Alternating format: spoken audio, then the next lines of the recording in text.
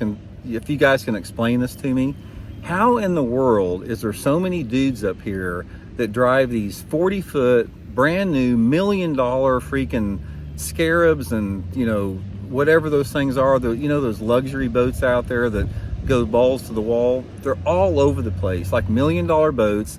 And then they pull up to their $500,000 dock and then go up to their $3 million lake house on the top of the hill, which is their weekend house. Can somebody please explain to me how do hundreds and thousands of people here on Lake of the Ozarks afford that type of lifestyle? I want to know, because I got looking at it today. It's like, where is all this freaking money coming from? And most of these dudes are like 30 years old with no shirt on out there. It's like, I don't know, man. It's like, is the whole Kansas City, the NFL football, you know, the whole NFL football league have houses up here? But anyway, drop a comment if you guys can figure that out. Okay, guys, anyways, ran all the way up there. You know, it took a long time to get up there. You know, the water was down a little bit. I wanted to be careful. And anyway, I got up there and my plan was I was going to be flipping and maybe some shallow cranking.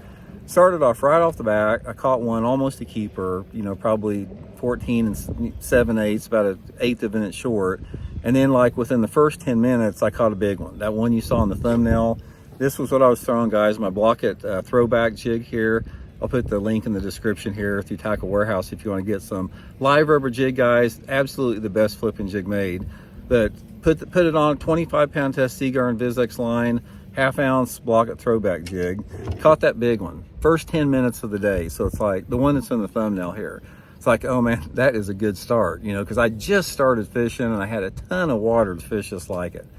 So I fished the rest of this cove in there and caught probably 3 or 4 other ones that I had to put on the board. I mean, these were like, you know, just an eighth of an inch shy, just almost keepers, big fat ones. Like these fish would weigh over 2 pounds and I had to throw them back. They weren't even keepers. So after that first, and you got to realize here, guys, I'm way up there, and I didn't make my first cast until 8:45, and I've got to leave at probably no later than 1:30 because I got to get gas coming back. So you got to realize I'm not going to have much time, I mean, to fish. So I fished that first cove, you know, had that one big one, didn't catch any more keepers, and then started running some of my other stuff, all my milk run that I fish on the upper end of the lake. And started the same thing, guys. I was catching 12 inchers, 14 inchers, 14 and a half inchers. Finally caught my second keeper. You know, this was about probably about noon or so. I just caught my second keeper. And I hadn't, you know, at this point I already got gas. So I've got about, I feel that I've got to start running back because I know it's going to be